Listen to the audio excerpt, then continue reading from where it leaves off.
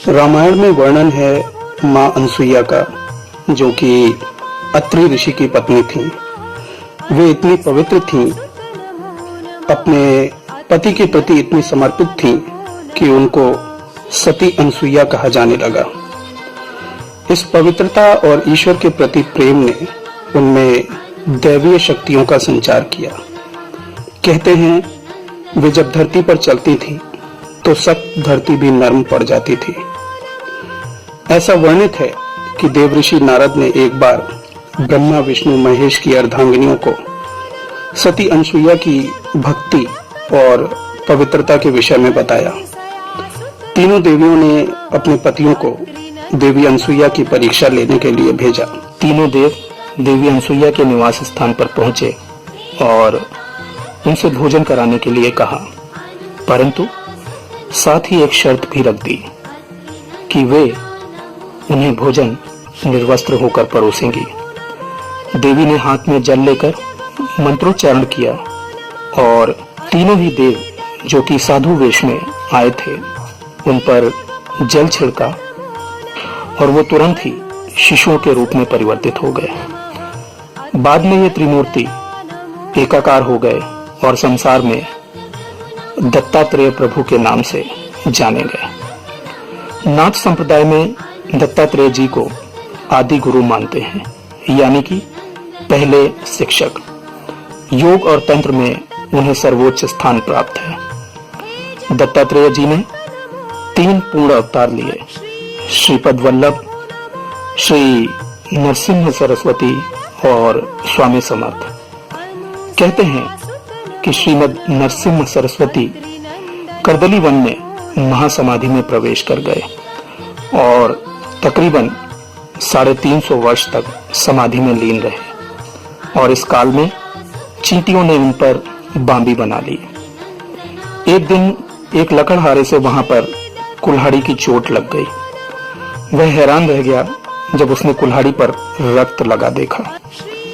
उसने जब बांबी को हटाया तब वहां पर ध्यान में योगी बैठे मिले, जिन्होंने आंखें खोली और आश्चर्यचकित लकड़हारे को समझाया कि जो भी हुआ वह दैवी इच्छा से हुआ, क्योंकि उनका संसार में आने का समय एक बार फिर से आ गया था। नमस्कार दोस्तों, मेरा नाम है रवि। सिद्धों की परंपरा में आज हम बात करेंगे स्वामी समर्थ की। अक्कलकोट को अपना स्थायी ठिकाना बनाने से पहले उन्होंने देश के कई धार्मिक स्थलों का भ्रमण किया। पुरी, बनारस, हरिद्वार, गिरनार, काठियावाड़, रामेश्वरम आदि। कहते हैं कि हिमालय में अपने निवास के दौरान उन्होंने चीन की भी यात्रा की और बताया जाता है कि वे 18वीं शताब्दी के मध्य में अक्कलकोट आए और लगभग 22 वर्ष में वहां रहे। उसके पश्चात उन्होंने भौतिक देह का परित्याग कर महासमाधि में प्रवेश किया। बार स्वामी समर्थ के रामपुर आगमन के विषय में जान राव जी नाम के एक भक्त ने लगभग 50 लोगों के लिए भोजन का इंतजाम किया, परंतु जब स्वामी समर्थ के रामपुर आने की खबर लोगों तक पहुंची तो वहां जन सैलाब उमड़ आया। इतनी बड़ी संख्या में लोगों को देखकर राव जी के हाथ पांव फूल गए और वे काफी विचलित हो गए। राव जी की स्थिति देखकर स्वामी समर्थ ने उनसे खाली टोकरियां मंगवाई। जब टोकरियां लाई गईं, तब उन्हें खंडोवा, अन्नपूर्णा आदि दैवी विभूतियों की मूर्तियां भी रख दी गईं। उनके ऊपर भोजन यानी कि रोटी आदि रख दिया गया और उन टोकरियों के साथ तुलसी की पौधे की 3 बार प्रदक्षिणा की गई, राव जी और उनकी पत्नी के द्वारा। स्वामी समर्थ ने उन्हें निर्देश दिया कि बिना टोकरियों में देखते हुए वे लोगों को भोजन परोसें। राव जी और उनकी पत्नी इस बात से काफी हर्षित और आश्चर्यचकित हुए कि कई सौ लोगों को भोजन देने के बाद भी भोजन समाप्त नहीं हुआ। जब लोगों ने भोजन कर लिया, उसके बाद ही प्रभु समर्थ ने भोजन किया। स्वामी समर्थ के एक भक्त थे बाबा साहब जादव।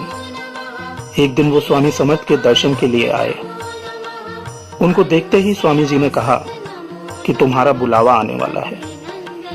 बाबा साहब को तुरंत ही स्वामी जी की बात का अर्थ समझ आ गया और उन्होंने स्वामी जी से प्रार्थना की कि मुझे बचा लीजिए प्रभु। उनकी भक्ति से प्रभावित हो स्वामी जी आकाश की ओर देखने लगे। वो उधर देखकर कुछ बोलने लगे जैसे किसी से बात कर रहे हों। अचानक ही स्वामी जी ने पास ही जा रहे बैल की तरफ इशारा करते हुए जोर से कहा, उस बैल के पास जाओ। और अचानक ही वो बैल गिर पड़ा और उसकी मृत्यु हो गई। इस बात के साक्षी वहां उपस्थित बहुत से भक्त बने। कहते हैं कि कोडेक कंपनी अपना प्रचार प्रसार करना चाहती थी। उन्होंने सोचा कि स्वामी जी का बहुत नाम है और अगर हम उनकी फोटो से प्रचार प्रसार करेंगे तो हमें अच्छी सफलता मिलेगी। उन्होंने अपना एक अच्छा फोटोग्राफर आधुनिक कैमरे के साथ स्वामी जी के यहाँ भेजा। उस फोटोग्राफर ने पहले स्वामी जी के भक्तों से संपर्क किया, परंतु सफलता ना मिलती देख उसने एक निश्चित दूरी से स्वामी जी की फोटो खींची। वह बाद में फोटो लेकर स्वामी जी के पास गया और उसने उन्हें वो फोटो दिखाई। जब स्वामी जी ने वो फोटो देखी तो अपने भक्तों को दी और पूछा कि तुम्हें इस फोटो में क्या दिख रहा है। सभी ने अपने इष्टों को देखा, परंतु स्वामी जी किसी को भी न दिखाई दिए। बाद में फोटोग्राफर ने स्वामी जी से माफी मांगी, तब उसे उनकी फोटो खींचने का अवसर मिला। बार एक व्यक्ति को उन्होंने शाम को 5 बजे तक फोटो खींचने के लिए बुलाया, परंतु वे शाम के 7 बजे तक चिलम पीते रहे। फिर फोटो खींचने के लिए कहा। इस व्यक्ति ने कहा कि स्वामी जी अंधेरा हो गया है, अब फोटो अच्छी ना आएगी। स्वामी जी ने कहा कोई बात नहीं, तुम फोटो खींचो। फोटो खींची और जब तैयार हुई तो बहुत ही सुंदर और साफ आई। एक बार एक डॉक्टर जो एक आई स्पेशलिस्ट था एक प्रतिष्ठित अस्पताल में, उसे अपनी योग्यता पर काफी अहम था।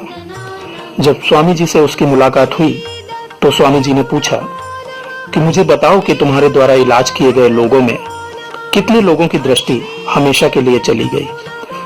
इस डॉक्टर को एहसास हुआ कि उसके इलाज के पश्चात भी बहुत से लोगों ने बाद में अपनी दृष्टि पूर्ण रूप से खो दी। इस बात से उसका अहम चूर चूर हो गया और जीवन भर के लिए वह स्वामी समर्थ का भक्त हो गया और पूरे जीवन उनकी भक्ति एवं सेवा की। कहते हैं अक्कलकोट जाने वालों की आज भी मनोकामनाएं पूरी होती हैं। स्वामी समर्थ के महासमाधि के पश्चात भी बहुत से लोगों ने उनका भौतिक रूप से साक्षात्कार किया और आज भी स्वामी जी लाखों लोगों के लिए आध्यात्मिक उन्नति के प्रेरणा स्रोत हैं और आज भी लाखों लोगों का मार्गदर्शन करते हैं।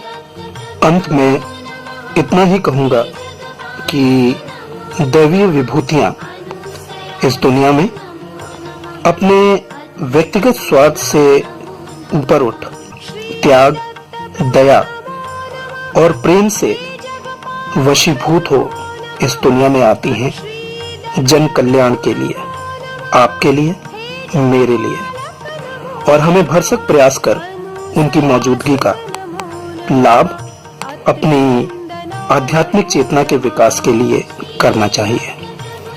महाशक्ति आपकी रक्षा करें, आपके जीवन में शुभता हो, यही मेरी ईश्वर से प्रार्थना है। आपका बहुत बहुत धन्यवाद।